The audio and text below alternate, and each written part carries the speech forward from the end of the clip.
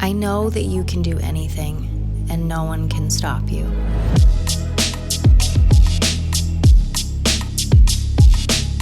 I'd only heard about you before, but now I've seen you with my own eyes.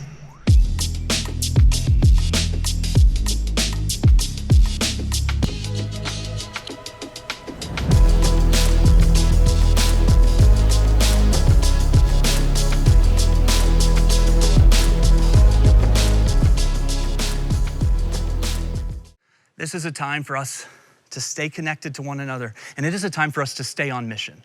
This is not a time for us to sit back and just kind of wait, hoping things will go back to normal. This is the time for us to look around and seize the opportunities that God is giving us.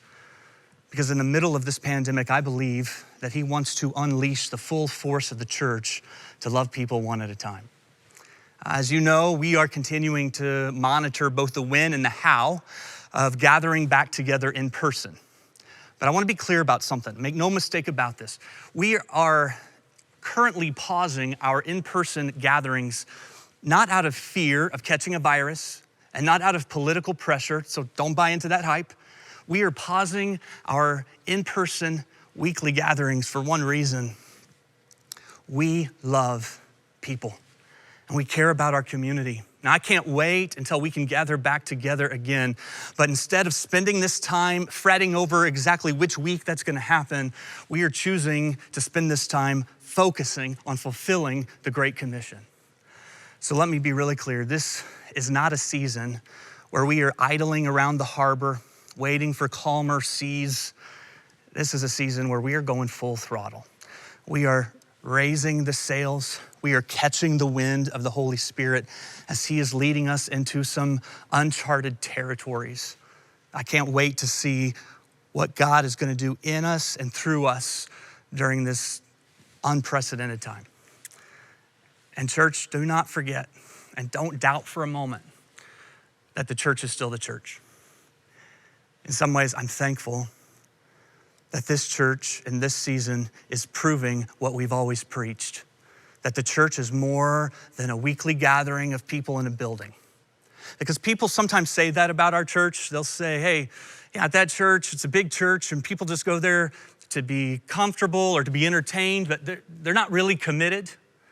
And every week we go into this season, our church family is proving that that just isn't true.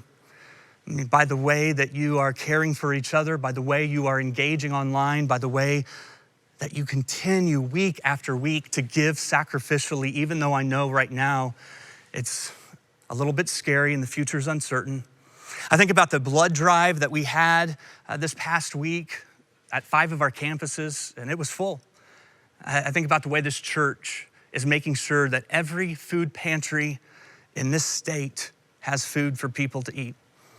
I think about, as a church family, how we have come together to care and to support our medical professionals. And so look, we may be socially distanced, but we are not spiritually disconnected. We may be separated, but we have come together. It's because we are the church.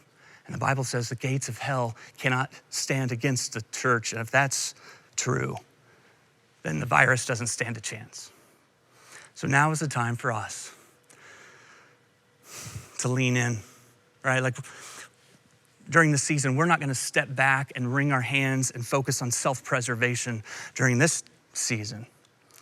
We're gonna lean in with open hands, and we're gonna focus on fulfilling the mission that God has given us.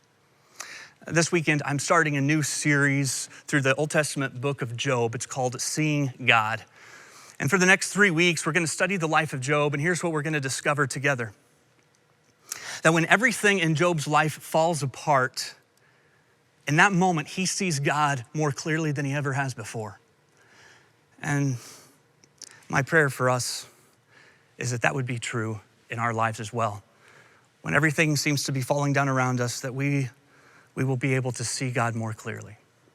Before we jump into the book of Job, I want to tell you about this game. You can download this as an app on your phone or iPad. I'm not saying you should, don't necessarily recommend it.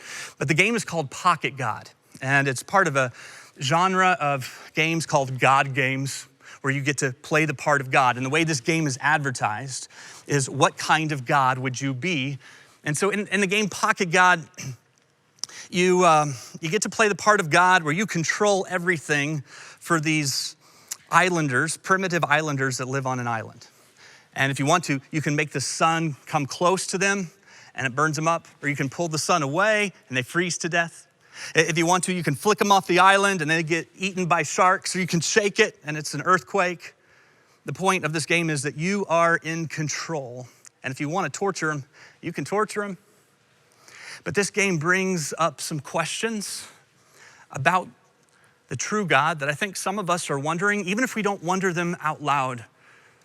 Questions of, is God really in control? Does God really care? Because it can feel sometimes like he's out of control. And if he's out of control, then we might as well just make the most of our time on the island and not worry about anything. Or if God is in control, then maybe he doesn't care, because it doesn't feel, at least right now, that he's too concerned about what a lot of us are going through. So it can either feel like God is powerless to help, or he's powerful but doesn't care. Either way, that leaves us feeling pretty discouraged and more than a little bit helpless. And so in the midst of this pandemic, I know that some of you are asking the question, God, are you really in control? Even the way you pray has changed. You just have more questions. Don't have as much confidence. When you ask if God is in control, I know some of you ask that and it's more of an accusation, because you've got your own history and your own personal stories that make you wonder if God is really in control. But I know for a lot of you, when you ask about God being in control, it's a sincere question. Like, you really hope he is. It just doesn't feel like it right now. And so when we first learn of Job, he's coming to that moment in life where he's going to ask some of those questions. Now, at the beginning of the book, Job chapter 1, Job is living what we might call the American dream PCV, the American dream pre-coronavirus, because his life is comfortable and it's easy and his kids are healthy and his business is booming. Everything is going well for Job. And then in chapter 1, it just starts to fall apart. And so a servant comes on the scene and says to Job, Job, all your sheep and all your goats and all your livestock have been killed, along with all of your servants. And look, in those days, there were no insurance companies. There was no government bailout. There were no small business loans that he could count on. I mean, he woke up that morning and everything was normal and predictable. Everything felt under his control. But by the time he went to bed that night, it was a wreck. He had lost everything.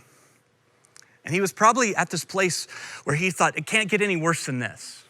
Like, everything has fallen apart. But just as he's thinking that, there's another servant that comes on the scene, and the servant says, Job, I don't know how to tell you this, but your sons and your daughters and all of your children, they were at your oldest son's house, and a great storm came, and that house collapsed, and all of your children have died. And so he's lost everything. Never could have imagined that this would happen to him. And Job chapter 1, verse 20, after he's received this news, ends a little differently than you might expect. It says that Job stood up and he tore his robe with grief, and then he shaved his head and he fell to the ground to worship. He worshiped. And he said, I came naked from my mother's womb, and I will be naked when I leave. The Lord gave me what I had, and the Lord has taken it away. Praise the name of the Lord. So in this moment of loss and grief, he still worships. He acknowledges God's power and God's sovereignty, and he puts his faith and his trust in God. But things don't get better from there. He begins to experience even more pain. He begins to experience physical suffering and illness. And he's got people around him who are just tearing him down. Like, his buddies come around him and say, hey, Job, what did you do to make God mad? You must have done something to cause all of this. And his wife tries to convince Job that God has turned his back on them. And she says to Job, just curse God and die. Just be done with him.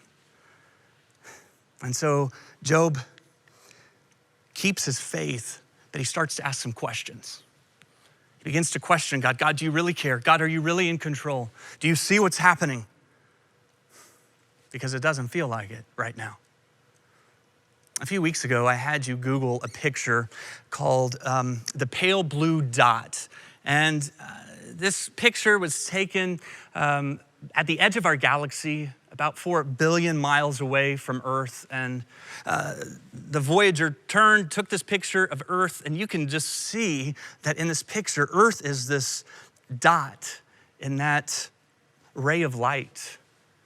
And we said a few weeks ago, it looks like a speck of dust. And the question is, are we just a speck of dust on a speck of dust in a Milky Way that is a speck of dust floating through the universe? Because if that's true, then it's really easy to think that God must not care very much about what's happening on the pale blue dot. I mean, if that's all we really are, then do you really think that he is concerned that you can't pay the mortgage this month? I mean, do you really think that with everything happening in the universe, that he knows about the marriage problems that have surfaced in the midst of this pandemic? Do you think he knows about the difficult breakup you went through and the loneliness you feel?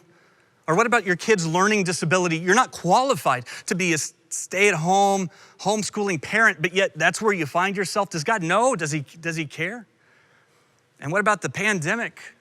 I mean, maybe that's a blip on his heavenly radar screen, but does he really care, or are we alone in this?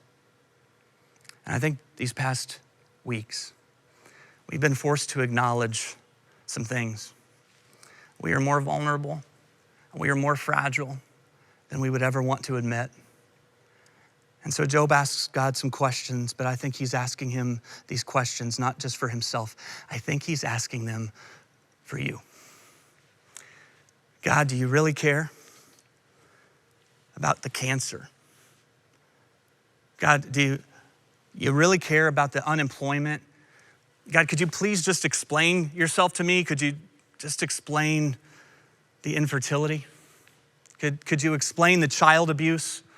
Could you explain the rejection? And while you're at it, could you explain the pandemic? And in Job chapter 38, God has had enough of all of these questions from Job. And so now he speaks to Job. But listen, he doesn't answer Job's questions. He asks him questions. He doesn't say, okay, Job, you've got some questions. Let's just work through these one at a time. No, he says, Job, I'm going to ask you some questions. And these questions have a way of putting some things in perspective. And so just as we have questions for God, maybe these questions of God to Job are good questions for us to wrestle with as well. In Job chapter 38, verse 2, God begins his questioning this way. He says to Job, who is this that darkens my counsel with words without knowledge? Who is this that pretends to know what they don't know? Who is this that thinks they understand what they can't possibly understand? He says to Job, brace yourself like a man, and I will question you, and you will answer me. And God begins a series of questions. Questions that we're gonna look at over the next few weeks. Questions like this. Job, were you there when I laid the foundation of the earth? Because I don't remember seeing you. And Job, did you determine how much water the oceans would hold? And Job, did you set the time that the sun will rise? Job, have you comprehended the vastness of the earth? Do you know, Job, how many snowflakes are scheduled to fall on the earth? Job, do you know how light travels? Do you determine the course of water? Job, do you have the power to move constellations? And so God asks these questions about the details of the universe, and here's what becomes clear. God knows what we don't. God understands what we can't. And as we look at the universe, all the details and intricacies of the universe do not indict God as indifferent or apathetic or out of control. Instead, they reveal a God who is involved and very much in control.